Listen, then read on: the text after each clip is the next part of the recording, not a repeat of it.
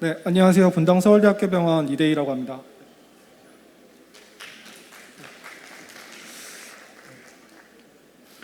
네, 드디어 첫째 날 마지막 발표가 시작됐는데요. 아침부터 K하스피탈 페어 2021에 참여하신 분들은 지금 좀 지치셨을 수도 있을 것 같은데, 저도 좀 다른 의미로 좀 긴장을 많이 했더니 좀 지치긴 하지만 좀 힘을 내서 발표를 진행해 보도록 하겠습니다. 이번에 제가 준비한 내용은 실무자인 제가 경험한 것을 기준으로 조금은 가볍게 들으실 수 있도록 내용을 구성을 해봤고요. 그리고 파일 내용이 좀 변경돼가지고 기존에 다운받으셨던 자료랑은 좀 많은 차이가 있을 수 있는 점을 미리 좀 사전에 안내드립니다. 네. 네, 제 사진이고요. 제가 신입사원 때 모습을 표현하기 위해서 사진을 준비해봤는데, 원래는 다른 연예인 비슷한 분 이미지를 준비해볼까 하다가 앞으로 계속 업무를 하다 보면 여기 계신 분들 중에 실제로 만날 분들이 있을 수도 있을 것 같아가지고 제 사진으로 준비해봤고요. 네, 저는 한전 KPS라는 회사에서 첫 회사 생활을 시작했는데, 거기 정보보안실이라는 조직에서 업무를 시작했고요. 거기는 원자력 발전소나 화력 발전소 이런 발전소 정비 업무를 하는 회사였습니다. 근데 그런 원자력 발전소가 매출의 비중이 상당히 커서 업무 위탁 관계가 꽤나 많이 빈번하게 지속이 됐었는데요. 한국 수력 원자력이라는 회사가 원자력 발전소를 가지고 있고 운영을 하고 있습니다. 여기 회사를 통해서 위탁을 받아서 수행하는데, 좀 작게 보이시겠지만 출입 통제가 엄청 강하게 되어 있는 회사입니다. 실제로 사무 업무만 하는 본사 건물에 가도 실탄을 든 경비 요원들이 24시간 경비 업무를 쓸 만큼 보안이 철저한 곳이고, 정보 시스템 또한 보이진 않지만 엄청나게 보안이 철저한 곳인데요. 이런 곳에서 제가 입사하고 얼마 지나지 않아서 사건이 하나 터지게 됩니다. 북한의 해커 조직인 김수키라는 해커 조직에서 원자력 도면을 해킹하는 사건이 발생했습니다. 이 사건이 있고 난 이후에 국정원이나 산업통상자원부에서 관련 전력 계열사에 대한 대대적인 보안 점검이 있었고, 그때 정보보안에 정보 자산의 보호가 이렇게 중요하구나, 그리고 중요하고 이때 엄청나게 많은 취약점에 대한 점검을 받으면서 실제로 이때 정보보호에 대한 스킬업이 좀 많이 되었던 경험인 것 같습니다. 그러다가 이제 제가 배멀미를 좀 해서 선배멀미를 좀 해가지고 이직을 하게 됐습니다. 그래서 분당 서울대학교 병원 현재 근무하는 곳으로 왔는데요. 여기는 당연히 환자를 치료하는 업을 메인으로 하는 곳입니다. 여기서 이제 적응을 하니까 또 사건이 하나 터지는데요. 네, 동일한 해킹 조직인 북한의 김수키라는 해킹 조직이 서울대학교 병원의 환자 개인정보를 탈취하는 사건이 발생했습니다. 그래서 2015년에 제가 경험했던 것과 2021년 지금이죠. 얼마 전 7월 달의 일입니다. 한 6년 정도가 지났는데, 그 사이에 정보보호 기술도 많이 발전을 하고 다양한 보안 솔루션도 많이 출시가 되고, 그리고 정부 차원에서도 법이나 제도들을 잘 정비해서 보안이 좀 더 체계적으로 잘 구성되고 발전해 나가고 있다고 생각했는데, 비슷한 사건이 발생하면서 이런 정보보호 사고들은 막는 게 쉽지가 않구나, 정보보호 담당자의 역할이 그만큼 앞으로도 더 중요하겠구나라는 것을 많이 느꼈던 사건인 것 같습니다. 근데 실제로 저희가 그 두 가지 전혀 다른 기업에서 일을 했을 때 업무가 많이 바뀌었을 거라고 생각하시나요?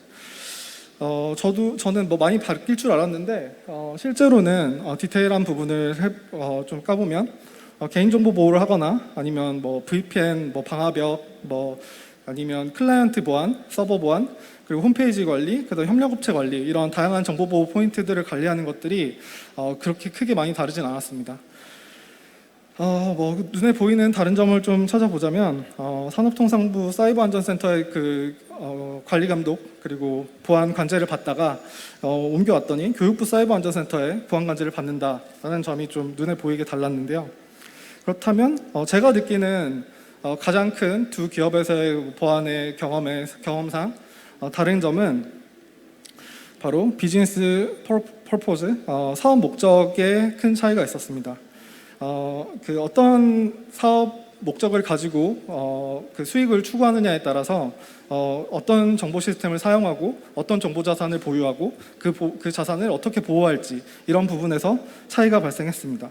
네, 당연히 모든 기업은 수익이 가장 중요하고 수익이 나지 않으면 그 기업을 운영할 수 없기 때문에 그 수익을 나는 목적에 맞는 정보 보호가 중요했습니다.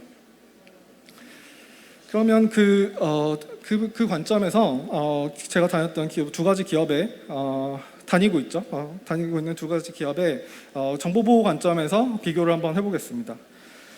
먼저 컨피덴셜리티 기밀성인데요. 어떤 정보 자산을 보호해야 하냐?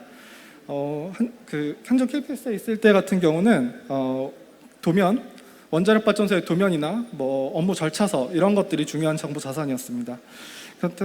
현재는 환자의 개인 정보, 건강 정보나 민간 정보, 그리고 고유식별 정보들 같은 것들이 중요해졌는데 상대적으로 뭐 둘 다 중요하지 않다는 건 아니지만 상대적으로 비교해 보면 사회적 이슈나 뭐 파장을 봤었을 때는 그 원자력 발전소의 도면이나 이런 핵 처리 시설이 북한 소유로 넘어갔을 때 이슈가 좀 더 됐었던 것 같습니다.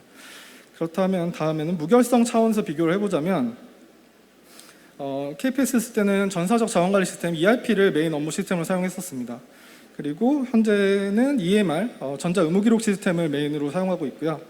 이 두 가지에 대한 무결성은 한 가지 사건으로 좀 설명을 드릴 수 있을 것 같은데요. 사진 보시면 바로 아실 수 있을지는 모르겠는데 예강이입니다. 예강이법이라는 게 생기면서 전자의무기록에 대한 원본 내용과 수정된 이력들이 전부 다 보관이 돼야 되고 조회가 돼야 되고 제공이 돼야 되기 때문에 그런 차원에 있어서 EMR이 훨씬 더 무결성 차원에서 중요하고 보건의료 데이터 차원에서 중요하다고 할 수 있습니다.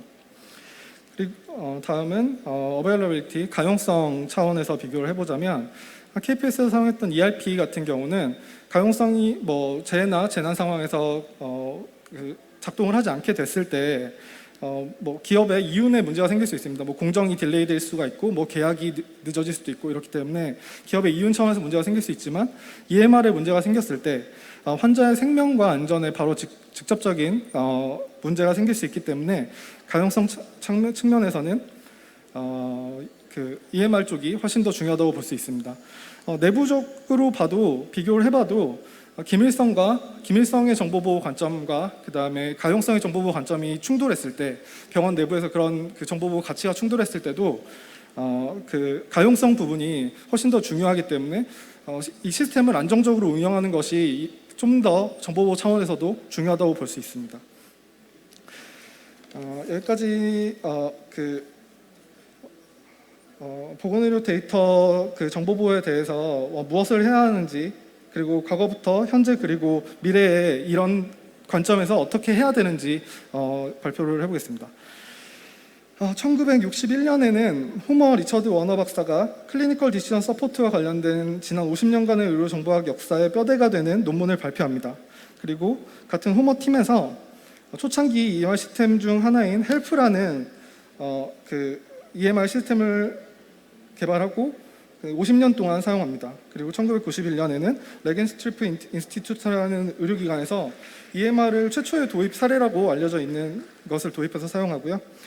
그리고 1991년에는 미국의 인스티튜트 오브 메디슨에서 EMR에 대한 그 학문적 그 정의를 내리게 됩니다. 그리고 2002년에는 전자의무기록이 법제화되고 의료법에 들어와서 전자의무기록을 사용할 수 있는 근거를 마련하게 되고요. 2008년에는 정보통신망법에서 ISMS 제도가 도입되면서 많은 기업들이 정보보호를 필수적으로 해야 되는 조치들이 생겨납니다. 그리고 2009년에는 ONC라는 미국 기업에서 공공기관에서 미닝풀 유즈라는 EMR 확산을 위한 인증 제도를 시행합니다. 그리고 2011년에는 개인정보보호법이 제정되었죠. 이거는 뭐 담당자 입장에서는 되게 뭐 피곤하고 그럴 수 있지만 뭐 오늘 앞선 세션에서도 자주 언급이 될 만큼 중요한 포인트입니다. 그리고 2016년도에는 상급 종합병원의 ISMS 인증이 필수가 되어서 상급 종합병원들은 전부 다 ISMS 인증을 받아야 되게 되었는데요. 이때가 아마 뭐 보건의료 쪽의 정보보호에 있어서 중요한 기점이 또 되지 않을까 생각됩니다. 그리고 2016년도에는 또 개인정보의 안전성 확보 조치 유형이 기준이 또 그 고시에 변경이 됩니다. 그래서 소규모 영세 기업에서도 개인정보 보호 조치를 해야만 하는 그런 근거가 마련됩니다. 그리고 뭐 대한병원협회에서 의료기관 개인정보 보호 자율 규제 단체에 지정이 되어서 의료기관들은 자체적으로 개인정보 보호를 대한병원협회를 통해서 하게 됩니다. 그리고 2017년도에 두 가지가 좀 연관이 있는데요. 미국에서 ONC라는 기관이 2010년 정도쯤에는 EMR 보급률이 20% 정도였다가 한 10년이 되지 않은 사이에 96%라는 좀 드라마틱한 성장을 보이게 됩니다. 그리고 이렇게 한 10년 동안 인증을 해오고 EMR이 어느 정도 보급이 되니까 이제서야 정보보호 인증 기준이 추가되게 됩니다. 그 이후에 국내에서 2019년에 청구 소프트웨어 인증제의 보안성이 강화되고요. 그리고 2020년에는 전자 의무 기록 시스템 인증제도가 보건복지부를 통해서 만들어지고 지금 시행되고 있습니다. 그럼 이제까지는 과거 작년까지의 그 이벤트들에 대해서 설명드렸는데요. 이제부터는 현재에 대해서 좀 논해 보겠습니다. 개인정보 이거는 2021년 2분기 기준으로 통계청에 나와 있는 의료기관의 수인데요. 상급 종합병원과 종합병원 병원 의원의 수는 다음과 같고 이 병원들에서 취급하는 개인정보나 전자 의무 기록들은 다 개인정보 처리 시스템 안에 대부분 있다고 볼 수 있기 때문에 개인정보 처리자라고 볼 수 있습니다. 그리고 이 중에 EMR을 사용하는 사용률은 일반 의원 같은 경우는 약 60% 정도, 65% 정도 되고요. 그다음 병원 같은 경우는 한 75% 정도 됩니다. 그 중에 정보화 전담부서 직원이 있는 것은 의원은 한 15%에서 20%, 그리고 병원 같은 경우는 한 40% 정도로 볼 수 있습니다. 심지어 여기 그 정보화 전담부서나 직원이 있는 기관들에서 정보화 전담부서의 업무별 인원수를 좀 통계를 내봤습니다. 그 상급 종합병원이나 종합병원 병원 의원 합쳐서 의원은 심지어 이게 통계 집계도 되지 않았고요. EMR 운영을 위한 인력이 거의 대부분이고 정보보호 인력은 평균적으로 1명 정도 있거나 상급 종합병원을 기준으로 봐도 2명이 평균이 안 되는 그런 인력을 구성을 하고 있습니다. 그러니까 대부분의 의원은 거의 정보보호가 이루어지지 않고 있다고 볼 수 있고, 그리고 상급 종합병원이나 병원도 해야 하는 업무에 비해 인력이나 지원이 그만큼 부족하다는 걸 알 수 있습니다. 그렇다면 병원에서 해야 되는 정보보호 조치들이 어떤 것들이 있는지 한번 말씀드려보겠습니다. PC 클라이언트에 대한 보안이 있을 수 있고요. 주로 메인 업무 시스템이죠. EMR에 대한 보안, 그리고 그것들을 운영하기 위해서 그 서버를 운영하기 위한 OS, 그리고 그것들을 구성하고 있는 전반적인 네트워크, 그리고 당연히 운영하겠지만 홈페이지에 대한 보안을 해야 되고요. 그룹웨어나 이메일, 그리고 보조 저장 매체, 그리고 종이 문서들에 대한 보안도 분명히 해야 되고요. 그다음에 인력에 대한 정보 보안 교육이나 이런 관리들도 필수적입니다. 이런 많은 일들도 해야 되지만 법적으로 필요한 일들도 수행해야 됩니다. 개인정보보호법이나 의료법, 전자서명법에 있는 중요한 포인트들만 좀 찝어서 모식화해봤는데요. 개인정보 처리자가 개인정보 처리 시스템을 가지고 있는 개인정보 처리자는 내부 관리 계획을 수립해서 시행해야 되고, 이건 유형에 따라 유형 1 같은 경우는 안 해도 될 수 있습니다. 하지만 유형 이상 같은 경우는 해야 되고, 이건 법적 필수 사항입니다. 그리고 최근에 변경된 걸 보면 접속 기록을 2년 동안 보유해야 되고, 고유식별 정보가 있기 때문에 개인정보 처리 시스템에 그 고유식별 정보가 있는 경우에는 2년 이상 무조건 보관을 해야 되고, 그 기록을 매달 점검을 해야 됩니다. 그리고 다운로드 사유를 남기게 해서 개인정보 취급자가 EMR을 통해서 개인정보 파일을 다운받았을 때는 그 사유도 확인을 해야 합니다. 그리고 의료법에 의해서도 정보보호 조치를 해야 될 것들이 있는데요. 전자 의무 기록에 대한 전자서명을 해야 하고, 그 전자서명을 검증할 수 있는 장비를 가지고 있어야 합니다. 그리고 전자 의무 기록은 백업을 물론 해야 되고요.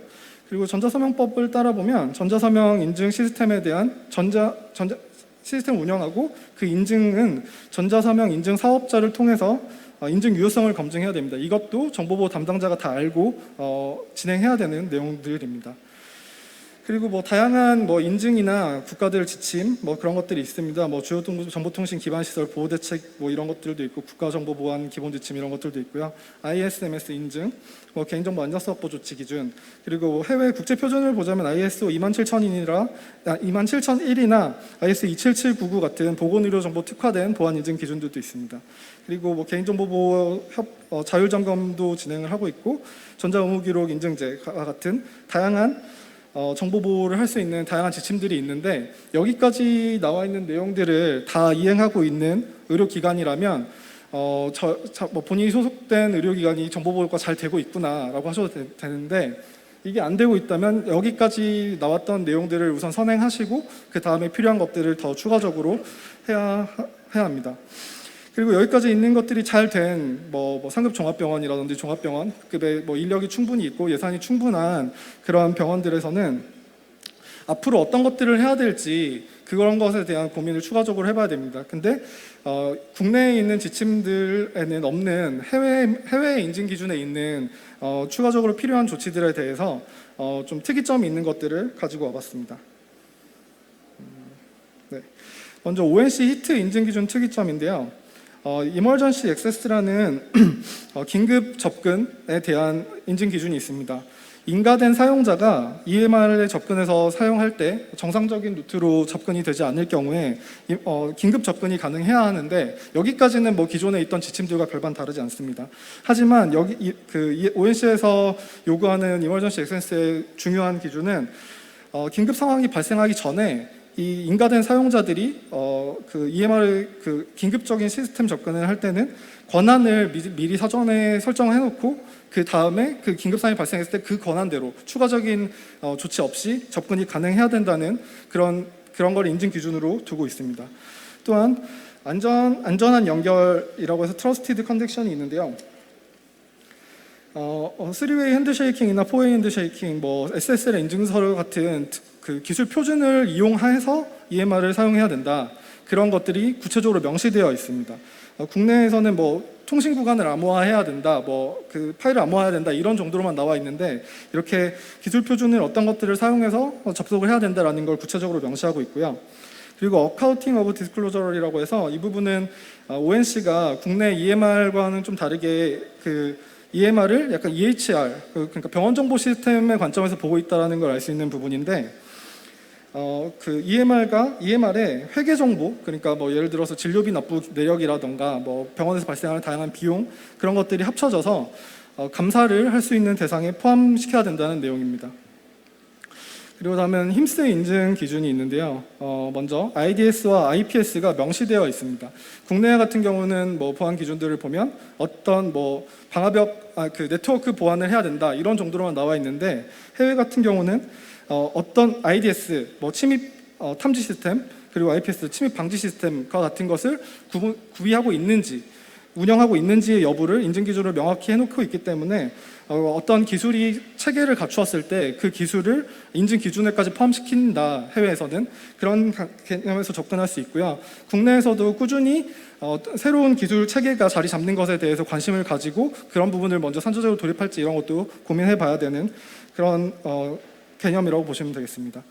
그리고 의료기기 보안 관리라는 것이 있습니다. 뭐 현재는 EMR이나 OCS, 뭐 홈페이지 이런 대외적으로 노출되거나 아니면 중요 업무 시스템에 대한 보안 점검이나 조치나 그런 지침들이 나와 있는데 해외 인증 기준에서는 네트워크가 연결되어 사용되는 의료기기들에 대한 보안 조치에 대해서도 인증 기준에 넣어서 활용하고 있습니다. 실제로 뭐 병원에서 이런 의료기기에 대한 보안이 취약하다는 것을 느끼고 있는데요. 뭐 OS가 EOS가 됐는데 그거를 반영하지 못한다거나 시스템 뭐 솔루션이 뭐 고도화되지 않고 뭐 5년 전, 10년 전 취약점을 그대로 가진 채로 계속 운영이 될 수밖에 없다거나 이런 환경들에 노출되어 있습니다. 그래서 뭐 다른 보호 조치, 보안 감소, 그 위험 감소를 위한 다른 예외적인 보안 조치를 취해서 하고 있는데요. 이런 부분에 대한 지속적인 관심이 필요하다고 생각합니다. 그리고 두 가지는 재해복구나 비즈니스 연속성 관점에서 유사한데요. 리드온리 EMR을 제공해야 된다는 것을 명시하고 있습니다. 그리고 리드온리 EMR, 그러니까 뭐 정상적인 접근이 되지 않을 때 읽기라도 가능한 EMR을 운영하고 그런 상황이 왔을 때 실제로 쓸 수 있어야 된다는 인증 기준이고요.